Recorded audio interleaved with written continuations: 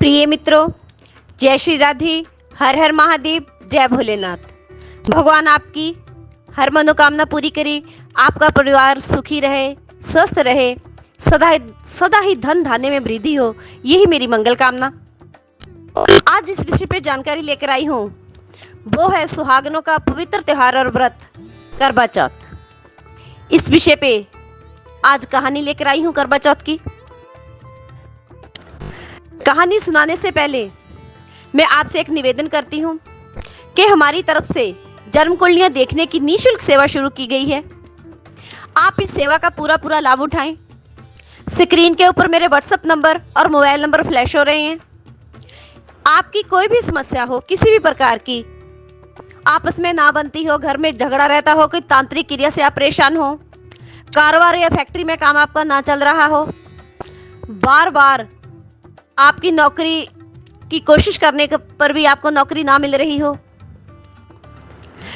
बाहर जाने की इच्छा में, फॉरेन जाने की इच्छा में आप बार बार आईलेट्स कर रहे हैं, आपके बैंड ना आ रहे हो, या आपका विदेश का कार्य बन ही ना रहा हो, घर में, आस पड़ोस में, दोस्त मित्रों में कोई भी किसी बीमारी से ग्रस्त हो, किसी के बच्चे कहने में ना हो, या पढ़ाई में मन ना लगा रहे हो, आपके ऊपर झूठे आरोप लग रहे हो, या किसी कोर्ट कचहरी की वजह से आप परेशान है, केस चलता ही जा रहा है, खत्म ही होने में नहीं आ रहा, बेल ही नहीं मिल रही, किसी भी तरह की आपकी परेशानी हो, आप अपना जन्म समय, जन्म स्थान और बर्थ डिटेल पूरी भेजकर अपनी समस्या का समाधान मुझसे पा सकते हैं। अगर आपके पास जन्म तिथि, जन्म समय, वो बर्थ डिटेल पूरी नहीं है, फिर आप 1 से लेकर 100 के बीच में गिनती का कोई भी अंक भेजकर अपनी समस्या का समाधान पा सकते हैं। हमारे यहाँ हवन यज्ञ, पूजा पाठ, सिद्ध मंत्रों द्वारा, जो हमारी मेहनत करके सिद्ध किए गए थे ना मंत्र, उनके द्वारा हम सबकी समस्या का समाधान करते हैं। चलो शुरू करते हैं आज की जानकारी। करवा चौथ की कहानी। सुहागन स्त्रियों का बड़ा पवित्र त्योहार होता है। अपने पति की लंबी आयु के लिए करवा चौथ का व्रत हर सुहागन स्त्री धारण करती है। कुंवारी कन्या इस त्योहार को मनवांछित वर प्राप्त करने के लिए धारण करती हैं। एक समय की बात है, किसी गांव में एक शाहूकार के 7 बेटे और 1 बेटी थी। बेटी की शादी हुई, वो अपने ससुराल से करवा चौथ का व्रत रखने के लिए अपने मायके आई। शाहूकार की पत्नी ने अपनी बेटी और 7 बहुओं के साथ में व्रत धारण किया। शाम के समय जब शाहूकार के पुत्र अपने अपने कारोबार से घर लौटे, खाना खाने बैठने लगे, तो उन्होंने अपनी बहन से खाना खाने के लिए आग्रह किया। तो बहन ने अपने भाइयों को करवा चौथ के व्रत की बात बताई कि आज भैया मेरा व्रत है, आज मैं अभी खाना नहीं खाऊंगी, मैं चंद्रमा को के दर्शन करके और चंद्रमा को अर्घ देकर ही खाना खाऊंगी। 7 भाइयों की बड़ी लाडली बहन थी वो, इसलिए भाई बड़े नटखट स्वभाव के थे और शरारती थे। उन्होंने अपने मन में एक विचार, उनके मन में एक पैदा हुआ। उन्होंने क्या किया, पहाड़ी के पीछे एक मोमबत्ती जलाकर छलनी उसके आगे रख दी। छलनी की गुलाई में ऐसे लग रहा था जैसे पहाड़ियों के पीछे से चंद्रमा निकल आया हो। उन्होंने अपनी बहन से कहा कि देखो चंद्रमा आ गया है, अब आप चंद्रमा के दर्शन करो और चंद्रमा को अर्घ देकर उनकी पूजा करके अन्न ग्रहण करो। तब उस लड़की ने अपनी भाभीयों से कहा कि भाभी मैं चंद्रमा को अर्घ देने के लिए जा रही हूँ। भाभीयों ने कहा नहीं, तेरे भाई बड़े नटखट स्वभाव के हैं और शरारती हैं, तुझे पता ही है, इसलिए अभी चंद्रमा का समय नहीं हुआ। जब चंद्रमा निकलेगा तो हम सब इकट्ठे चंद्रमा को अर्घ देंगे और चंद्रमा की पूजा करेंगे, चंद्र दर्शन करेंगे। लड़की को अपने भाइयों के ऊपर पूरा विश्वास था, इसलिए उसने भाइयों की मानी। वे चंद्रमा को अर्घ देके, चंद्रमा पूजन करके जब आकर भाइयों के साथ खाना खाने के लिए बैठी, तो जैसे ही उसने पहला निवाला निकाला उसको छींक आ गई। दूसरा निवाला निकाला, उसमें बाल आ गया।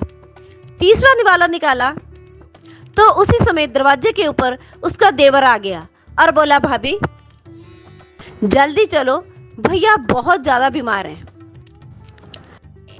तब जैसे ही वो अपने मायके से ससुराल की तरफ जाने लगी तो उसकी माँ ने संदूक में से कुछ कपड़े निकाले जिसमें से सबसे ज्यादा सफेद और काले वस्त्र निकले। ये देखकर लड़की बहुत घबरा गई, पर उसकी माँ ने समझाया, बेटी जब तू रास्ते से गुजरेगी तो जो भी बुजुर्ग, बड़ा, छोटा, बच्चा जो भी आपको मिले उसके पाँव छूती जाना और आशीर्वाद लेती जाना। उसने ऐसा ही किया। जिस रास्ते से वो निकल रही थी वो सबके पैर छू रही थी और सभी उसके लिए बोल रहे थे, सदा सुखी रहे, सदा सुहागिन रहे, पुत्र पौत्र वाली हो। ऐसे ही पाँव छूते छूते वो अपने घर पहुंच गई। घर जाकर उसने अपनी सास के पाँव छुए और छोटी ननद के पाँव छुए। उन्होंने भी ऐसे ही आशीर्वाद दिया कि सदा सुखी रहो, सुहागिन रहो, पुत्र पौत्र वाली हो। उसने अपने पल्लू में गांठ लगा ली। थोड़ी आगे जाके जब उसने देखा तो उसका पति मूर्छित अवस्था में जमीन पर लेटाया हुआ था। ये देखकर वो बहुत जोर जोर से रोने लगी और उसने मन ही मन करवा चौथ माता से प्रार्थना की, हे करवा माता, अगर मेरे से कोई भूल हो गई हो तो मुझे क्षमा करना। मैं आपसे ये मन्नत मांगती हूँ कि मैं आपके ये व्रत पूरा 1 वर्ष तक रखूंगी। उसने ऐसा ही किया। वो हर बार व्रत रखती, हर बार करवा माता आती। जब चौथ माता आती तो वो कहती कि अगली चौथ माता आएगी, उसके लिए आप अपनी पति की लंबी आयु के लिए निवेदन करना। उसके बाद हर महीने 1 से 1 चौथ माता आती गई। जब आश्विन मास की चौथ माता आई तब उसने समझाया कि आपसे कार्तिक मास की बड़ी चौथ माता नाराज है। कार्तिक मास की जो चौथ माता है वो सबसे बड़ी चौथ माता मानी जाती है। वो नाराज है।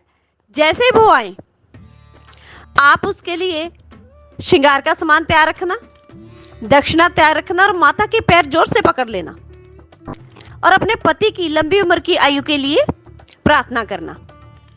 उसने ऐसा ही किया। जब कार्तिक मास की चौथ माता आई तो उसने उस माता के पैर जोर से पकड़ लिए और जोर जोर से रोने लगी और गिड़गिड़ाने लगी, हे माँ, मेरे पति की आयु लंबी करो, मेरे पति की मूर्छित अवस्था को बाहर निकालो, मेरे पति मूर्छित पड़े हैं।